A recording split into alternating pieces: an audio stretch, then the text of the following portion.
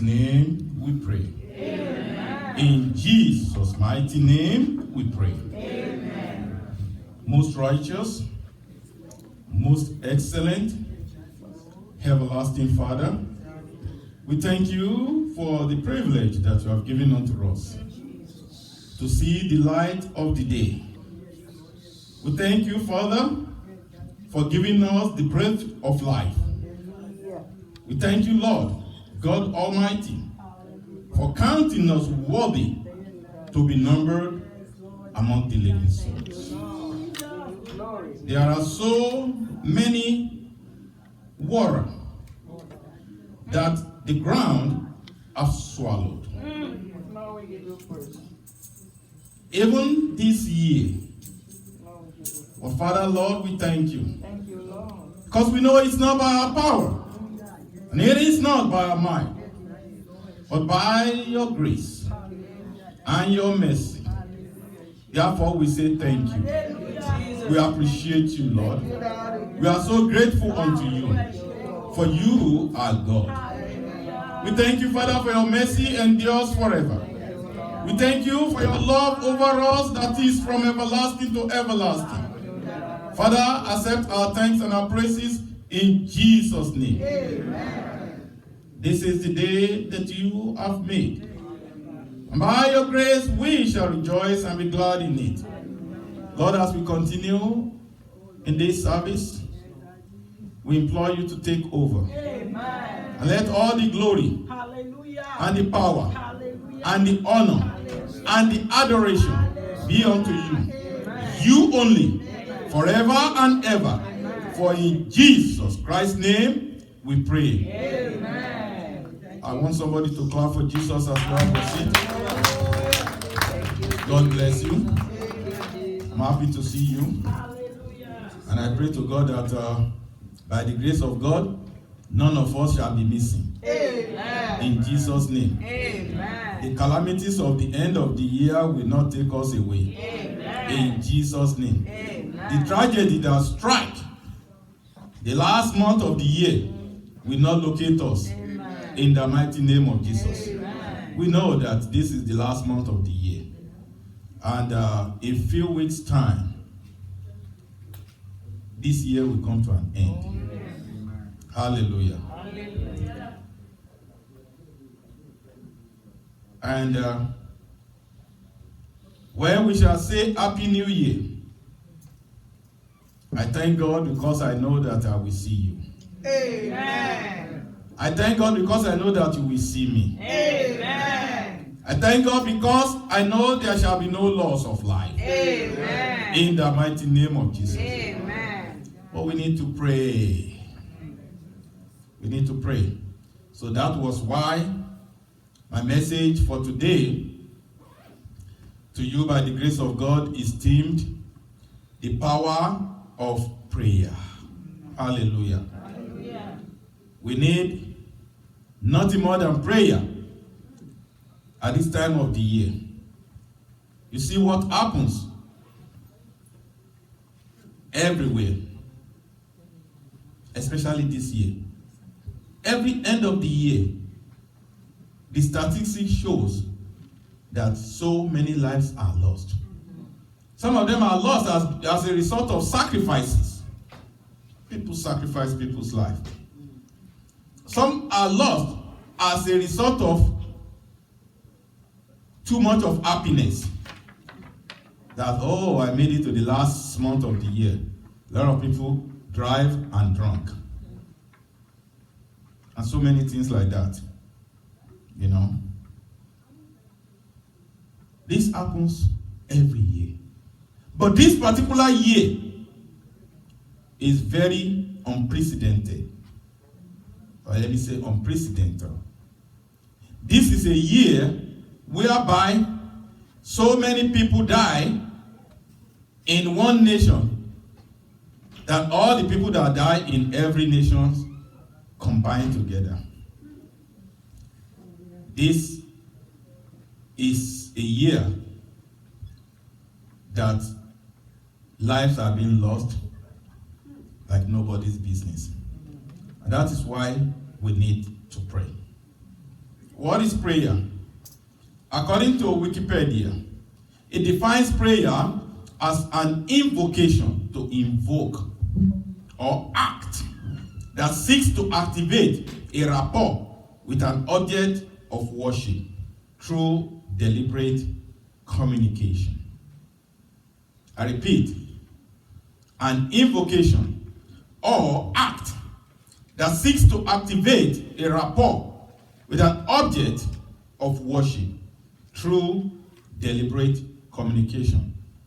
You, the worshiper, is the subject, and God is the object, is the one that you pray to. Hallelujah. Webster Dictionary defines prayer as an address to God. An address, like a message, like a letter to God. I look at prayer as a communication between man and God. It's like you talking to God and God talking to you. Whether, when you communicate, sometimes it can be text message, it can be WhatsApp, it can be email, it can be a letter, but you communicate. And the communication is not complete when there is no feedback. If there is no feedback, it is called a one-way communication. But when you pray to God, it must be a complete communication. You communicate with God and you receive a feedback from God. In prayer, you can decree. God has given us the unction to decree. You can declare or you can prophesy. Hallelujah. Hallelujah. It is what the Lord has given unto us as children of God. According to Richard Trench, it says, in prayers, it is better to have a heart without a word than words without a heart. I wish some of you have your pen and paper. Hallelujah. Hallelujah. I know some of you do, but many of you, it's all right. Hallelujah. Hallelujah. It says, in prayer, it is better to have a heart without a word than to have words without a heart. When you have words without a heart, that prayer doesn't go anywhere. But if you have a heart, even if you don't open your mouth, God has already heard you. Hallelujah. See, many great men and women in the Bible, they use prayer to achieve their purpose.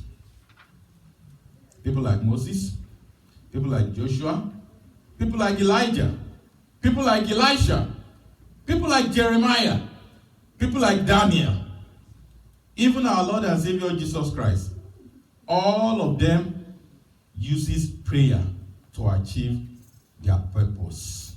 And if they can use prayer to achieve their purpose, you can also use prayer to achieve your purpose. In fact, it is commanded by Jesus Christ, our Lord and Savior.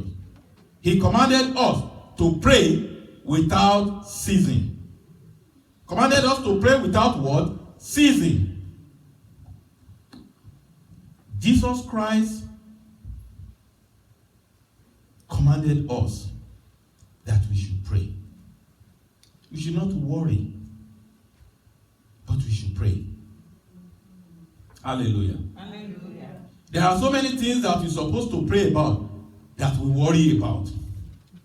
A lot of people are filled with anxiety, even as the year is going to an end. Sometimes if you ask them, the anxiety is, where are they going to get money to buy Christmas gift for somebody? Hallelujah. Hallelujah. Or where are they going to get money to send to people back in Africa, or in Belize, or in Jamaica, or wherever you come from? But you should not, have anxiety. Hallelujah. Hallelujah. God said, by prayer and supplication, let your request be be made known unto God. 1 Thessalonians chapter 5, verse 17. Hallelujah. Hallelujah. Let your request be known unto God.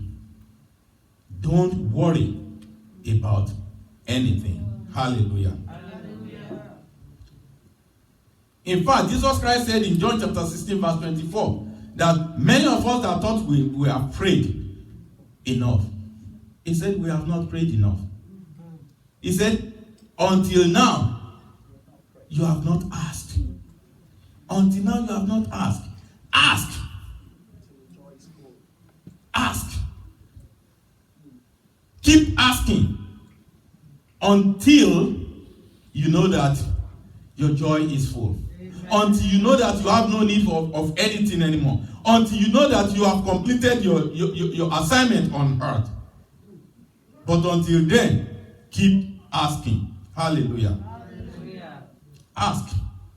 Sometimes you ask, you don't receive. You don't give up. You keep asking. Amen. That is what prayer is. Don't forget the proverb that Jesus Christ told us about the importune woman, popularly known as importune woman. Importune is a biblical vocabulary that interprets to mean not giving up. A woman that is not giving up. In prayer, you don't give up. Even if you don't receive what you are asking for, you keep praying. You remember Elijah, the man that called fire. He said, if I be a man of God, let fire fall. And fire fell immediately. And he consumed the 50 plus their captain, 51. And they came the second time. And they said, man of God, the king is calling you. And he said, if truly I am a man of God, let fire fall. And fire fell immediately. And he consumed the 50 plus their captain. The second time. And the third time, the guy had some understanding. The Bible says wisdom is the principal thing, therefore get wisdom. With all you're getting, get understanding. The guy got understanding. And he said, I know what happened to the first two batches that went before me. I don't want that to happen to me. I'm just begging you. Hallelujah. Hallelujah. But the point is, at once he called and fire fell. But when it got to the time for him to call, for rain to come, it's not happening. The Bible said he prayed and he called down rain, just like he did to fire, and rain never fall. And he prayed again and he called down rain and it still never fall. And he prayed again and he called down rain the third time and it still never fall. And the fourth time and the fifth time and rain never come. Now which one is easier to fall from heaven, rain or fire? Rain. Of course. But for Elijah, it's much easier for fire to fall from heaven than for rain to fall. And he kept calling and calling and calling and calling, but rain never fall. He sent his servant Gehazi. He said, Gehazi, go and look outside. It must be raining by now. Gehazi went outside. And he looked and he looked and he looked. And he went back inside. Is it raining? If it's raining, you will have seen me wait. It's still not raining. And he prayed fervently, earnestly, the sixth time. And he asked Gehazi, go back, brother Gehazi. It must be raining by now. And Gehazi went outside. And he was looking for the rain. Where is the rain? Where is he hiding? Where is the rain hiding? So he came back in. And he went to prophet Elijah. And prophet Elijah asked him, is it raining? And he said, no, my Lord. It's still not raining. Wow. But he called on fire only one time. And fire came. But he did not give up. The fact that he called on rain 6 times and it never happened, he still did not give up. Pray until your joy is full. Amen. In fact, the Bible recorded that he went on praying. On the 7th time, he still asked Gehazi to go out. On the 7th time, and Gehazi went out looking for rain, looking everywhere for rain. And then Gehazi came back in. And Prophet Elijah said, is it raining now? And Gehazi said, no, not yet. It's still not raining at the 7th time. My goodness. But I saw a little cloud like the size of a man's palm. A little cloud. A little cloud like the size of a man's palm. What could that be? What is the significance of a little cloud? Maybe God is giving some of you a little cloud, but you're looking at it as insignificant, and you stop praying. But that's all you need, because we learn that day it rained like it never does before. Hallelujah. The Bible made us to understand in that proverb that Jesus Christ told us in Luke chapter 18, if you read from verse 1 to verse 8, he said that woman went to the king, and that king is a terrible king. You know what I say? It's a terrible king? But because he has no respect for man, nor for God. That king is so terrible that he respects no man and no God. And the woman went to him. And the woman said, give me the property that belongs to me. And the king said, no. And the woman went away. And the woman come again. And the woman come again. And the woman come again. The Bible didn't tell us how many times the woman come. The Bible, I think the Bible just lost count of how many times she came. Because the Bible didn't mention maybe 3 times or 7 times or 21 times or 40 times. The Bible didn't mention. But the Bible said she kept coming and coming and coming until that king was tired of her coming. And that king was like, this woman is going to weary me with her demand. Though I fear no man, nor God. But because this woman consistently come to me, give her whatever she wants and let me rest. Hallelujah. How much more, God, you that are his children, how much more will he give you what demanded for if you kept pressurizing him? Hallelujah. Hallelujah. Do you know that there are some things that you may never receive? It may never happen except you pray. There are some things that can never happen except you pray. Hallelujah. Hallelujah. In the book of Mark chapter 9 verse 29, Jesus Christ said to his disciple, he said some things don't happen that easily except by prayer and by fasting. Hallelujah. Hallelujah. Bible made us to understand that Herod took James, put James in prison, gave death sentence to James, and they killed James. Hallelujah. They beheaded him.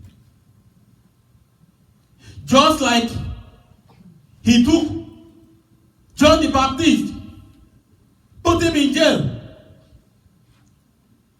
and they beheaded him. He's a specialist in beheading. Hallelujah. He's a specialist in beheading. He took John the Baptist, he took James, and then he took Peter. Hallelujah. You know what is going to happen to Peter too, right? He's going to behead him too, right? But the church said, enough is enough. We're going to pray. We're going to pray. The church prayed. And you know the rest of the story. The angel of the Lord came. And he delivered Peter. In fact, Peter himself thought he was dreaming. The Bible said Peter thought he was dreaming. Because the door opened on its own accord. And mind you, they don't have all these automatic doors like they do have in Joel, all those places. They don't have those type of doors then. So that's why I tell you that whatever technology you have right now is been since then. Hallelujah. It's been since then. It's just a reinvention of the technology. Hallelujah. So the door opened on its own accord. And they went to the street. Now when he was in the street, and the angel told him, go, you're free. That was when he knew that he was not dreaming. At first he thought everything is happening in his dream. Because he knows that it is impossible. It is impossible. He has already believed that what happened to John the Baptist, what happened to James, will eventually happen to him. But then he knew that God is a God that delivers. Hallelujah. Hallelujah. He was saved. In fact, when the people, the reason why he was saved? Because the church were praying for him. Amen. Because the church were praying for him. He took John, killed John.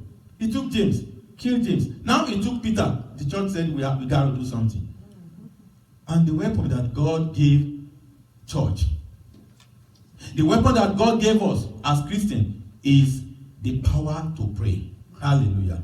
That's why the theme of the power to pray. So the church used that power. They prayed and God delivered Peter. Hallelujah. Hallelujah. Prayer is very powerful. In fact, it's the best gift that God gives us as Christians. God gives us so many gifts. But the best gift that God gives us is the gift of prayer. Hallelujah. Hallelujah. Because, number one, prayer can send confusion into the camp of the enemy. Amen. The enemy may be confused. They may not know what they are doing anymore. The Bible said in 2 Samuel, chapter 15, verse 31, after David was dethroned, and Absalom hired Ahithophel. And Ahithophel is a great counselor.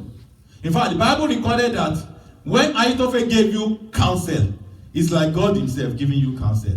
Don't doubt it. What did I say? Don't doubt it. Don't doubt it. When Ahithophel give you counsel, run with it. Because it's just like it is God that gave you counsel.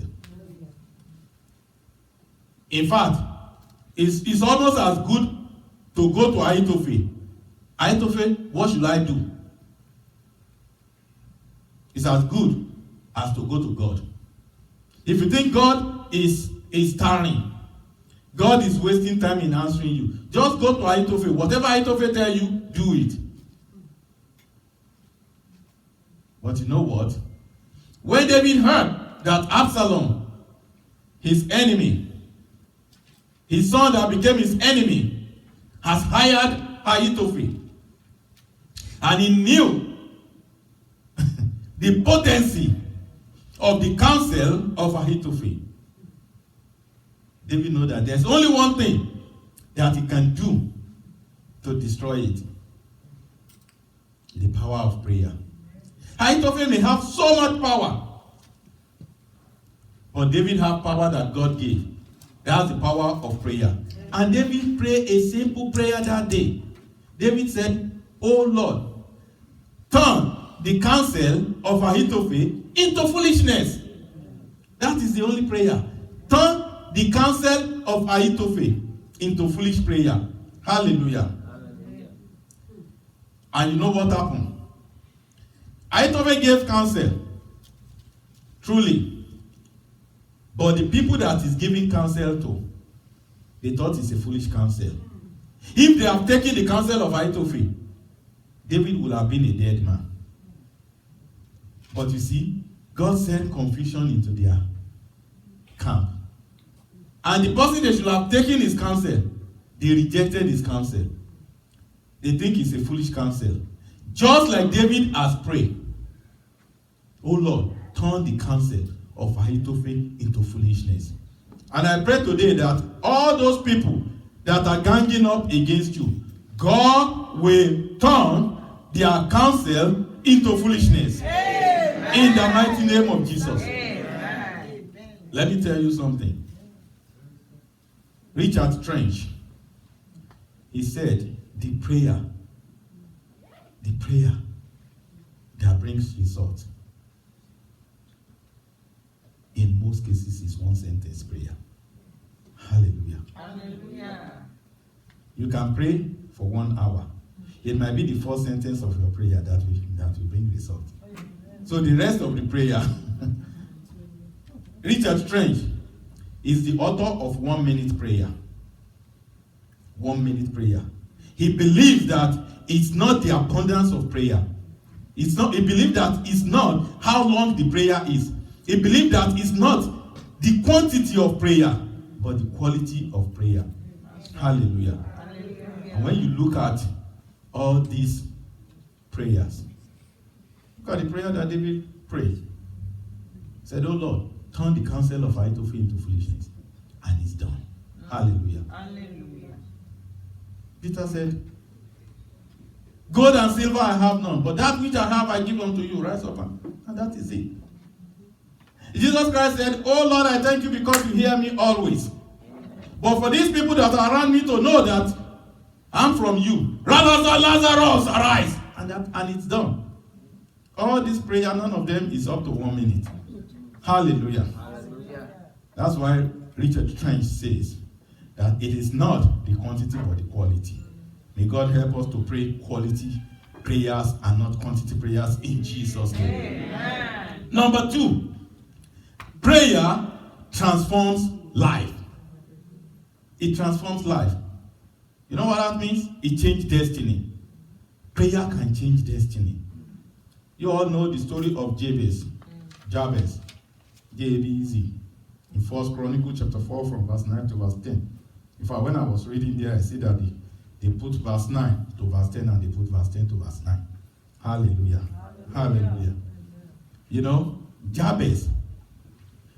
When the mother conceived Jabez, now I'll tell you what happened. Jabez was a big baby. Was a very big baby. And in those days, they don't have C-section. So when a mother conceives and your baby is big, you are in trouble. You are in trouble. If you are giving birth to a big baby, you are in trouble. Because it's either the baby died or the mother died. In fact, in most cases, both of them died. You remember Macduff? Those of you that are familiar with William Shakespeare, right? You know William Shakespeare, right? Remember Macduff? The one that defeated Macbeth.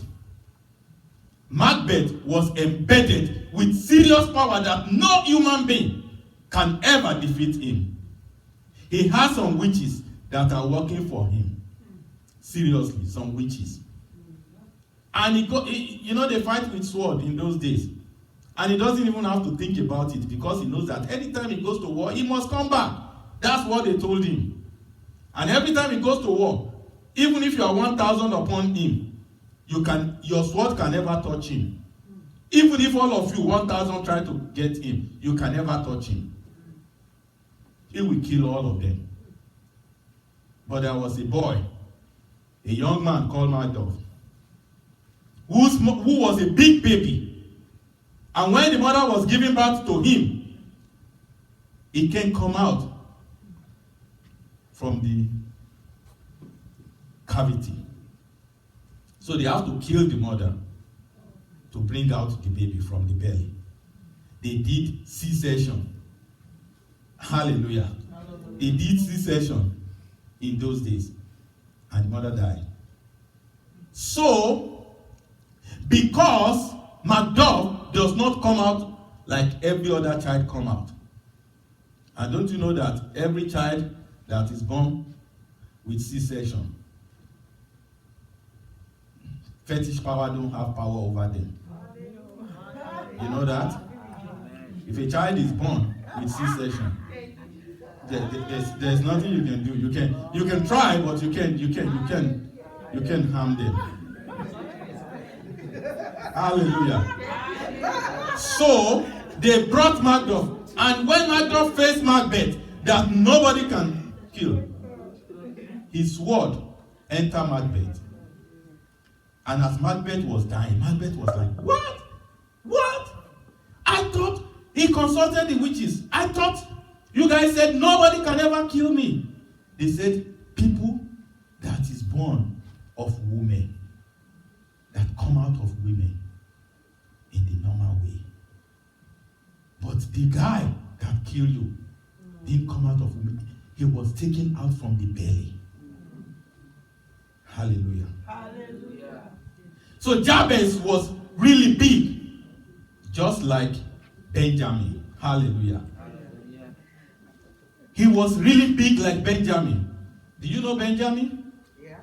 The last born of Rachel, the little brother of Joseph. When the mother was giving birth to him, he was too big. So the mother has to die for Benjamin. Rachel has to die for Benjamin to live, because there's no C-section in those days. And that's why, as Rachel was dying, they said, "What do you want to name the child?" He said, Benoni. You know the meaning of Benoni? The son of sorrow. The son that took the mother's life. And Jacob is very smart. Jacob quickly changed the name to Benjamin and not Benoni. So that was how it was in those days. If you are too big, you can come out. So the mother has to go. And when the mother of Jabez was giving birth to Jabez, Jabez was too big. He can come out. Finally, they were able to get him out. And as the mother was dying, they said, "What do you want to name this child?" He said, "What other name should I give him but sorrow?" Sorrow. And Jabez lives his life sorrowfully. He was very big, tall, according to the scripture. He has a formidable structure, but he amounts to nothing. All his brethren, they were all making it, but nothing he does succeed. Nothing he lays hand on succeed, until he knew that, wait a minute, there is power. There is power. Amen. The power of prayer. So the Bible said in verse 10 that he called upon the name of God, is God, in prayer. He called God in prayer, and God answered him, and God reversed the whole thing. And when God transformed his life, he now became better than everybody. Prayer can transform life. Amen. As long as you are alive, it is not over for you. Amen. It doesn't matter what kind of life you are living. If only you know how to pray, it is not over for you. Amen. Number 3, prayer can bring breakthrough. When Nehemiah heard, in the book of Nehemiah chapter 1, from verse 3, verse 2 actually, when he heard that the wall of Jerusalem has been broken down, and the remnants there, they are suffering, and things was not working. The Bible said he did something. He has in his mind to go, but he knew he couldn't. But he knew that he has the power of prayer. So the Bible said he went into 3 weeks prayer. 3 weeks prayer with fasting. Hallelujah. Hallelujah. And at the end of the 3 weeks, he appeared to the king with sad countenance. In those days, when you are a cup bearer to the king, which is the position of Nehemiah, you must not feel sad. Because if you feel sad, it is an immediate termination of life.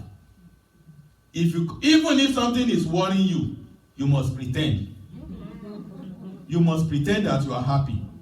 When you get there, even if something is happening to you, you must appear before the king and say, you have to make the king happy. Because if you are sad and you make the king sad, king just have to do like this. They will blindfold you. You're gone. But that day, Nehemiah appears before the king, sad. And the king was like, why?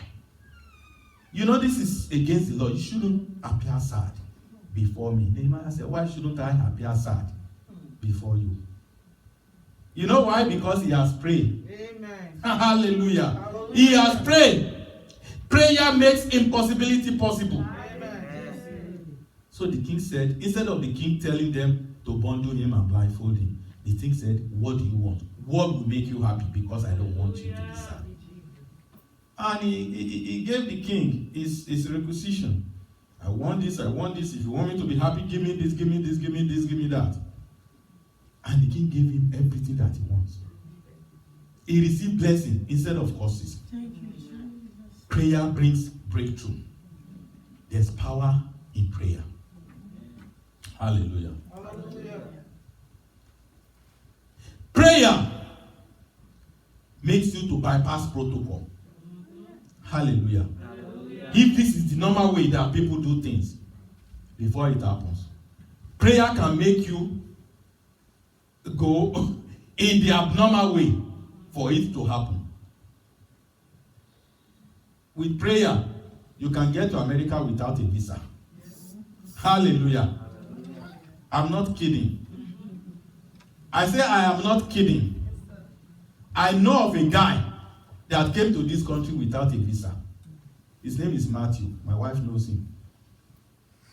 When you know how to pray, you can get to US without even having a visa. Hallelujah. Hallelujah. Prayer can make you to bypass protocol. Esther, the book of Esther, when Mordecai came to her, and Mordecai said, this and this and this. And if you don't want to help, well, God will raise another person. Esther said, I will do my best. But we know that there's one power that we have. The assignment you give me is too much. It's too big. It's a scary assignment. You know the protocol. That I should not go before the king to make any requisition. That is the protocol. But what you want me to do is to bypass the protocol. And you know the repercussion of bypassing protocol. Death is the repercussion. But I know we have a power. Let somebody say, I have a power. I have the power. I have a power. I have the power. As a Christian, God has given you a power. Amen. He said, we're going to use that power. And that power is the power of prayer. For 3 days, let all of us pray. And I will do the impossible. And I will bypass protocol. And for 3 days, they prayed. For 3 days. And she appeared. In Esther chapter 5. She appeared. Hallelujah. Hallelujah. The javelin bearer knows that this is bypassing protocol. And he was like, I want to spear her to death. It doesn't matter who. But you know what the king said in verse 2? The king raised his scepter. Say, stop. Don't kill her. Because the law of Mede and Persia never changed. I've told you that before. It never changed. Their law is the hardest law in those days. There is no amendment or constitution in their law. It's one size fits all law. Hallelujah. Hallelujah. And when Esther appeared, the javelin bearer knows, he knows his duty. Even if he's the one that, even if he's the king's son, he knows that he must spare her or him to death. Because if he didn't, he can die. If he didn't do that. But you know what? The king, verse 2. The king raised the scepter. And he said, what do I want? And Esther said what she want. And the king said, you know the protocol. See? And it was so. When the king saw Esther, the queen standing in court, that he obtained favor in his sight. And the king held out to Esther the golden scepter that was in his hand. Praise the Lord. Hallelujah. You know the protocol. Why do you break the protocol? Because, how do you break the protocol? Because I have a power. Hallelujah. The power of prayer. Amen. When you pray, you can bypass protocol. Amen. Number 5, prayer can give you peace and happiness. Hallelujah. Hallelujah. Prayer can give you peace and happiness. Paul told us in the book of Philippians chapter 4, if you read it from verse 6 to verse 8, he said, be careful for nothing. Be careful for nothing. But in everything, by prayer and supplication with thanksgiving, let your request be known unto God. Live a happy life. Amen. It doesn't matter what is going on around you. It doesn't matter how many people the virus is affecting. If you know how to pray, if you know how to pray, you will enjoy life. Amen. Hallelujah. Hallelujah. If you know how to pray. This is the time. If you don't know how to pray before, this is the time that you should learn how to pray. This is the time. Because the virus is not joking. When it started, we don't know people that die of it. We were just hearing in the television. There are also numbers of people die, also number of people die. But now, you are knowing people. You are seeing people that you know that are dying of it. Like I told you, one of the person that I do business with, my insurance guy, he told me, and it's not hiding it. And it's not telling me don't tell people. No, it's not telling me that. It's okay for me to break it, to break the news. He told me that his wife was okay. He went to Belize because they are from Belize. And you know Belize have one of the lowest number of COVID-19. Still, the wife went to Belize and caught COVID-19 in Belize. He traveled to Belize. He just came from Belize, right? Praise the Lord. God help you. The wife went to Belize and came back with COVID-19. Gave the husband COVID-19. And she died. Hallelujah. She died. So if you don't know how to pray, you better learn how to pray right now. God will help us in Jesus' name. Amen. Number 6. Prayer change situation. It doesn't matter what your situation is. If you don't like your situation, you can change it. If you don't like your situation, you can do what? You can change it by prayer. You all know the popular story of Anna at Shiloh. The book of 1 Samuel chapter 1. If you read it from verse 11 to verse 18. Anna is barren. She didn't have any child. She did not have any child, but she has the power. Amen. I've got the power. Amen. Say that. I've got the power. Hallelujah. She got the power. And she said she may not have a child, but she got the power. And that power is the power of prayer. The Bible said she prayed that day. And she got a miracle. Her situation was changed. She that was barren became the mother of Samuel. And you know, her son later on became a judge. Her son that she bore became a judge in Israel. In fact, she's the last judge in Israel. Hallelujah. So if you know how to pray, God has given you that power. If you know how to use it, you can change your situation. Amen. Number 7, prayer reverses dilemma. If there's any tragedy that is fired against you and your family, you can use prayer to send it back to the sender. Hallelujah. You can use prayer to tell that tragedy, stop. And guess what? The tragedy will stop. You can use prayer to tell the calamity, cease, and the calamity will cease. The Bible recorded in the book of 2 Kings, chapter 20, if you read it from verse 1 to verse 3. In verse 1, God sent Isaiah to go and tell Hezekiah. Hezekiah was sick. He was a king, and he served God very well. He was a king. You might as well call him a Christian. Hallelujah. Though, in those days, they don't have what is called Christianity, because that was in the Old Testament. But you can call him a Christian. Hallelujah, because he believes in God. And he was sick. Just like some of you have become sick in the last few months of this year. Some of you have become sick this year, right? Hallelujah. Some of you have become sick this year, right? But you are okay. Praise the Lord. Hezekiah was sick.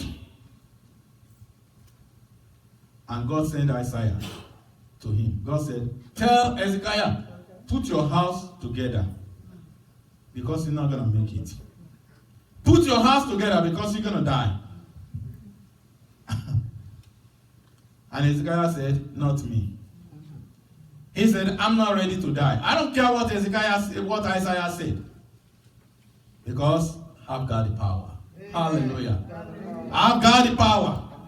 The power of prayer. All he did is he faced the wall. Hallelujah. He faced the wall. And he used that power of prayer. Before Isaiah get out of the gate, God sent Isaiah back to him and tell him he's no longer going to die. But you said he just told me right now that he's going to die to put his house together. I know. That was then. But that was a few minutes ago. That is correct. But he has used the power I give to him.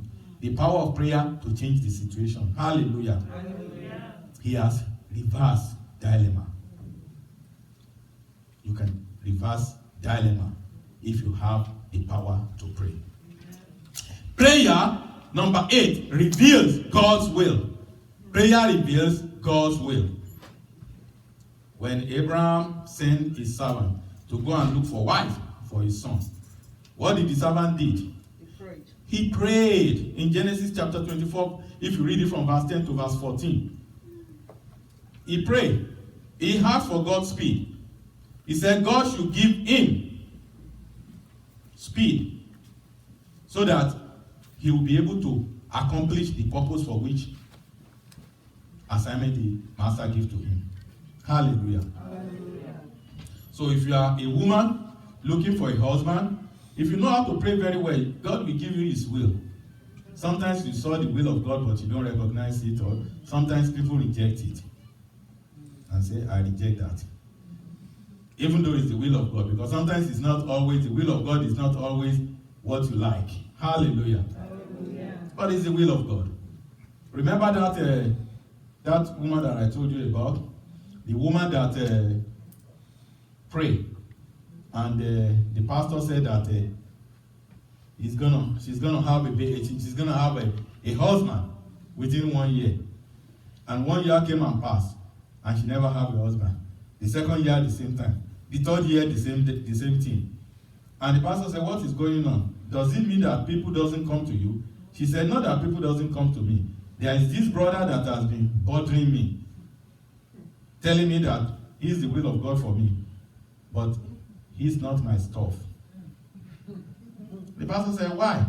He said, Pastor, even without my high heel, I'm taller than the brother. Even without wearing high heel. How can I be marrying a short man beside me? Hallelujah. At least if he's not taller than me, we should be of the same height. But this brother is short. Not only that, look at me, Pastor. I am very fair in complexion. But this brother is very black. Blacker than charcoal. In fact, if I stay inside the room with him, I'll be scared. That is how black he is. And he said the worst part of it, you know, I have a master's degree. This brother doesn't even have a college degree. In fact, he's a high school dropout. So how can you expect me to go and marry that? Pastor, I know that that's not the will of God for me. Sometimes the will of God may be somebody that you don't want. But if you pray, God will give you his will. Hallelujah. Hallelujah. Number 9. Prayer attracts help. Hallelujah. Prayer do what? Attracts help. Blind Bartimaeus, you know his story in the book of Mark chapter 10. If you read it from verse 46 to verse 52. Blind Bartimaeus was blind. In fact, he was a very popular blind man. That's why, please, go, do you know the house of blind Bartimaeus? He was so popular that people attached blind to his name. He was a popular blind man. Blind Bartimaeus. Blind Bartimaeus. The son of Timaeus. Hallelujah. Hallelujah. But he was blind. But he heard that Jesus Christ was passing. And he knew that he has to ignite the power of prayer. And he prayed, Jesus, Son of David, have mercy on me. Jesus, Son of David, have mercy on me. Only one sentence prayer. Hallelujah. Hallelujah. And you know the rest of the story. His eyes were open. Hallelujah. That one sentence prayer helped Jesus. The Bible said Jesus can't move. Have you ever dreamed whereby you are running and something holds your leg? And it's like you want to move, you can't move. In the Yoruba movie, they do that a lot. You know, people are like, stop! And the leg grew, and you can't go. You want to go, you can't go. The Bible said, the blind man called Bartimaeus used the power of prayer to glue down the leg of Jesus. Hallelujah. Hallelujah. Jesus Christ wants to go, but he can't go. He wants to move, but he can't move because of the prayer of blind Bartimaeus. And Jesus Christ said, what can I do for you so I can go? He said, just open my eyes and you are free to go. And Jesus Christ then received your sight. And blind Bartimaeus' eyes was open. And Jesus Christ was free to go. Hallelujah. Hallelujah. Prayer attracts help. Prayer number 10, which is the final one. Prayer restores hope. It restores hope. The Bible made us to understand in the book of John chapter 11 from verse 38 to verse 43 that all hope is lost for Mary. All hope is lost for Martha. And that's why even when they saw Jesus Christ, they told Jesus Christ, they said, if you had been here a little earlier, that their brother would not have died. If you had been here a little earlier, their brother would not have died. Which means they have lost hope. They have lost hope. But even though they might not know how to use the power, Jesus Christ do. Jesus Christ used the power of prayer. And The dead that has been dead 4 days resurrected. Prayer brings hope, even in the midst of hopelessness. But we need to know how to use the power. We need to know how to pray. It is not praying, it is very, very important to know how to pray. Because according to James chapter 4 verse 3, it says some people pray, but they didn't receive answer to their prayers. Do you know that it's not all prayers that all people that pray that receive answer to their prayer? James said, some people pray, and the reason why they don't receive answer to their prayer is because they don't know how to pray. They pray amiss. You know the word amiss? Amiss means miss. They miss way. Hallelujah. Hallelujah. They pray, but they did not receive answer to their prayer because they pray amiss. So it's very, very important to know how to pray. That's why the disciple of our Lord and Savior Jesus Christ in Luke chapter 11 verse 1 asked Jesus Christ to teach them how to pray. If the disciple of our Lord and Savior Jesus Christ can ask Jesus to teach them how to pray, we need to know how to pray. It is very, very important. Knowing how to pray is as important as praying. Hallelujah. There are 4 major types of prayer. 4 major types of prayer.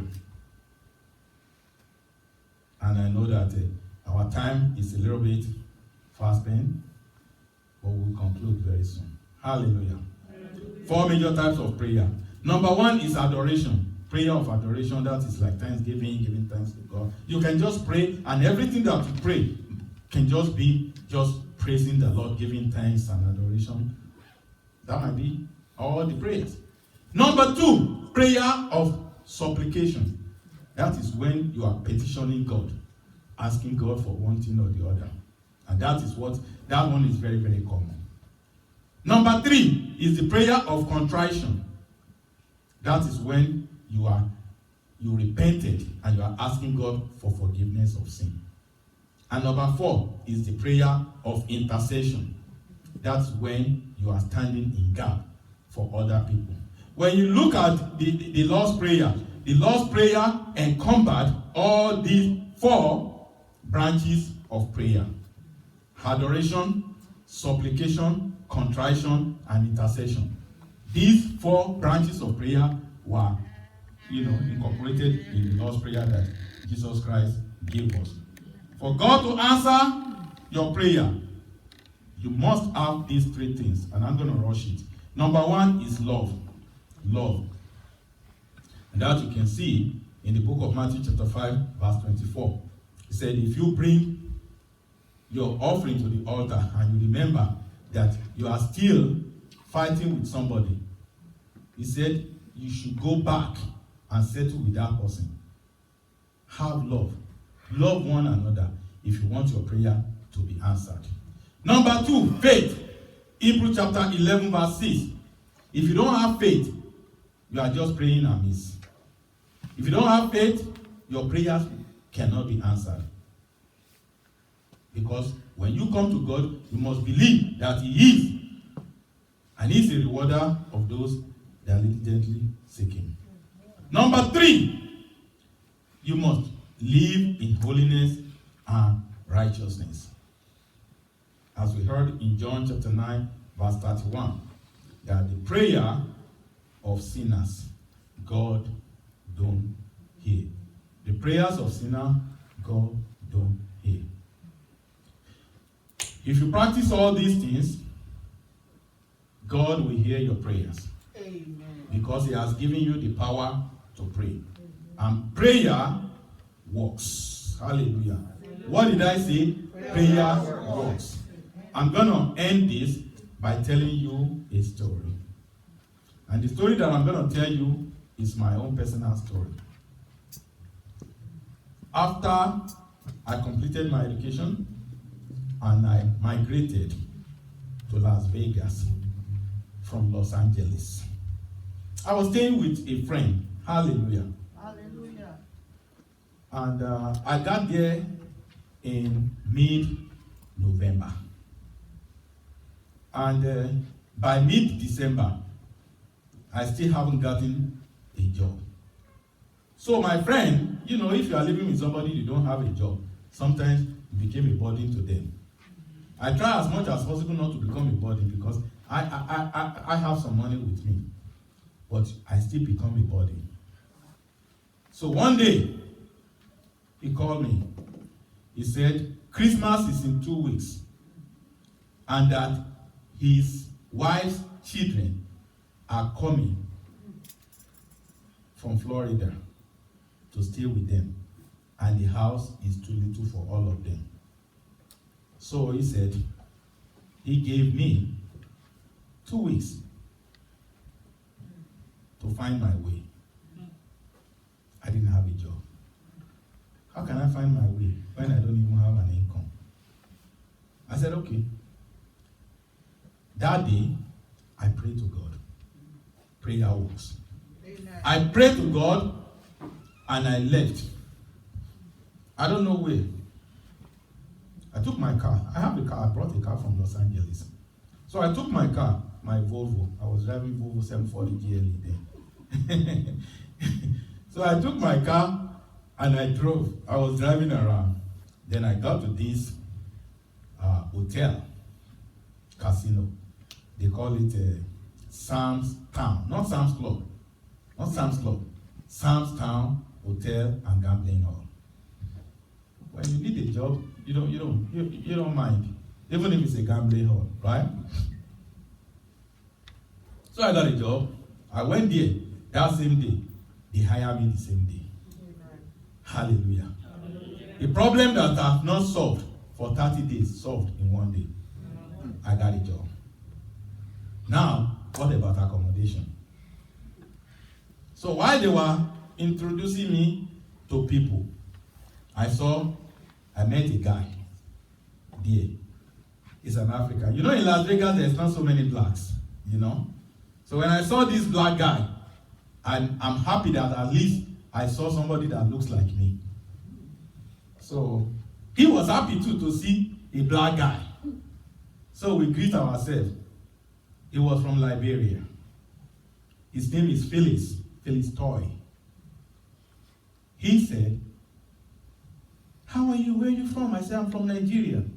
I said, where are you from? He said, I'm from Liberia. We hugged each other. And he said, he's about to finish work. Maybe we should just go together. I said, okay, fine. So after I waited for him, after he finished, he wanted to go and take bus. I told him, you don't need to take a bus because I have a car. He said, you do? I said, sure. So I said, hop in. So he hopped into my car and I took him to his house. But while we were going, I was telling him that, you know the problem that I have. My problem is accommodation. And I don't know how to solve that problem. He said, oh, there's an apartment that just opened in the complex that he lives. They call it Quail Ridge in Maryland Parkway. That's the street, Quail Ridge. So he took me to the manager, and the manager went and showed me the apartment. And she said, we can get this apartment ready for you within 30 days. I said, I want it now.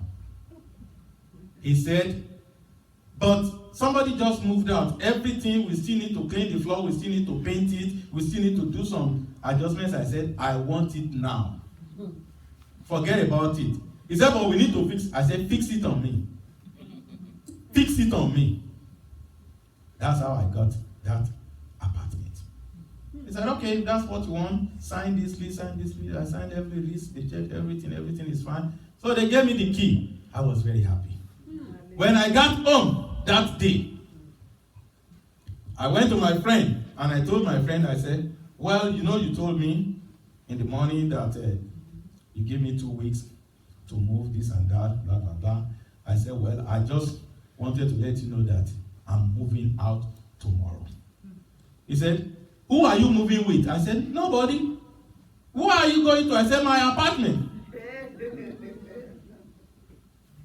When did you get an apartment? I said, today.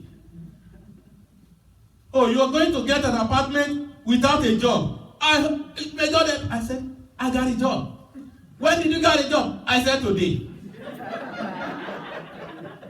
That is what prayer can do. That is what prayer can do. And I tell you, I worked there for few months, and then they fired me. Hallelujah. So I didn't have a job, and I didn't have the money, and I didn't know how to survive. But I remember that I have a power. The power of prayer. And I pray. That day, the Saturday before that day, I've already finished all my food. And I have no more money. Because I collected my money on Friday when they fired me. Which is $80-something, maybe $87 left in my account there. I collected everything. I finished all the food. I don't have anything to eat. I even have some rice, but I have some. In those days, we eat farina. There's nothing like pandu yam or inyo ola, and all this. We don't have that then. We use farina, you know. So I can't eat farina like that. I need the soup, the stew, but I don't have money to cook stew. Then I remember my friend. Every time I cook, my friend come and eat. So I remember that I have somebody. So I went, I left. We live in the same complex. It's like a GRA. It's so many houses in the same place. So I left and I went to, my wife was there.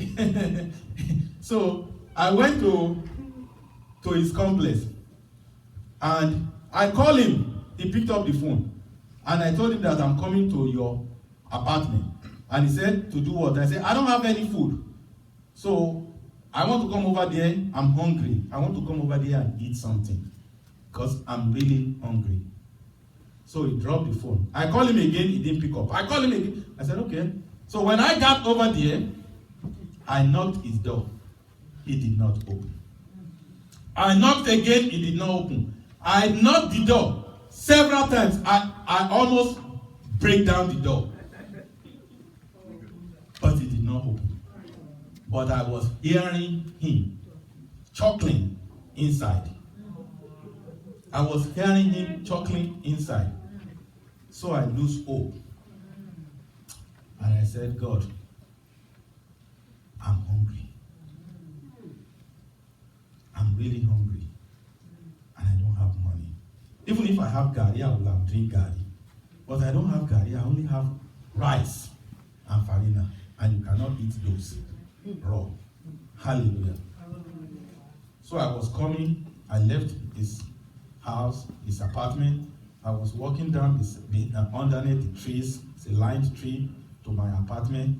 And something like a leaf was falling on there are birds on the tree, you know. So something like a leaf is falling on my head, and I quickly avoid it so that I don't know if it's a bird's poo or something. I just saw that something was falling, and I avoided it, and it fell. So I just said, let me look, what is that? Is it a leaf? I thought it was a leaf, but when I looked at it, it looks like a paper. It looks like a green paper, and I get closer to it. So I picked it. It was $100 bill. $100 bill. And I look up, I saw a bird. I knew that $100 bill must have fallen from somebody's hand. And the bird picked it, probably to make a nest. And because I passed by there, the bird probably wanted to say, tuk, tuk, and the thing fell off. But he couldn't come to get it because he saw a human being. He wanted me to go by before he got it, but I got it before it. Hallelujah. I got it before it. And I look at it, I say, $100 bill? Even though it's crumbled, but it's still $100. Immediately I went to the store. We have Ralph and Vons. Instead of, here, you guys have Jewel and whatever here. Jewels and what?